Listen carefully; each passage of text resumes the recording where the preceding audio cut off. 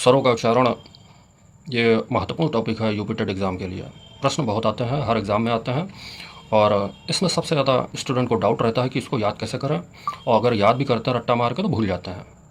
तो मैं एक ऐसी ट्रिक बना के लाया हूँ जिससे कि आपको याद करना आसान होगा, और इसी ट्रिक के सहारे आपको व्यंजन जो होते हैं, स्पर्शी व्यंजन, उनका भी उच्चारण याद हो जाएगा बहुत आसानी से। तो इसलिए बहुत ध्यान से इस वीडियो को देखिएगा। सब अब हम बात करते हैं अपने स्वरों के उच्चारण की ट्रिक की। तो आज की हमारी ट्रिक है, ध्यान से देखिएगा। 3 आपको लाइनें देखनी है। एक है उच्चारण का स्थान, एक है हास्य स्वर, एक है दीर्घ स्वर। हास्य स्वर में आपको हास्य स्वर वाले लिखने हैं, और दीर्घ स्वर में आपको दीर्घ स्वर वाले लिखने हैं, वो भी ये वाले दीर्घ मूल स्वर लिखना है। दीर्घ मूल स्वर लिखना है यहाँ।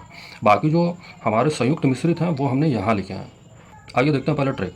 तो ट्रिक में उच्चारण में आपको याद करना है कतामू ओष्ठ, कतामू ओष्ठ, ठीक है। और यहाँ हास्य स्वर में लिखना है छोटा छोटी ऋण और ऊ बाद में लिखना है, ठीक है। छोटा छोटी ऋण ऊ। और दीर्घ मूल स्वर में लिखना है बड़ा बड़ी, और ऋण वाला मिलता जुलता यहाँ होता नहीं है तो इसलिए डैश, और ऊ से मिलता जुलता बड़ा ऊ है, ठीक है।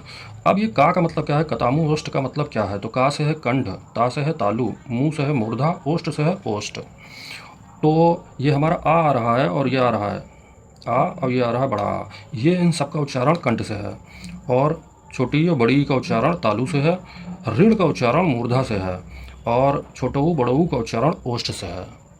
तो आसानी से याद हो जाएगा। अब बचे हमारे जो संयुक्त स्वर हैं उनको देखते हैं। तो ये है कंठ और तालु से उच्चारण इनका, और ओ कंठ ओष्ठ से है। तो दोनों में कंठ कॉमन है, यानी कि तालु ओष्ठ। ए वाले में तालु और ओ वाले में ओष्ठ, ठीक है। तो ए का उच्चारण कंठ तालु से है, ओ का उच्चारण कंठ ओष्ठ से है। तो इस तरीके से इसको याद कर लीजिए। 1-2 बार इसको दोहराएंगे, याद हो जाएगा हमेशा के लिए, और कोई कन्फ्यूज़न नहीं रहेगा। वीडियो अगर आपको पसंद आई हो तो लाइक ज़रूर कीजिएगा, शेयर ज़रूर कीजिएगा। अगर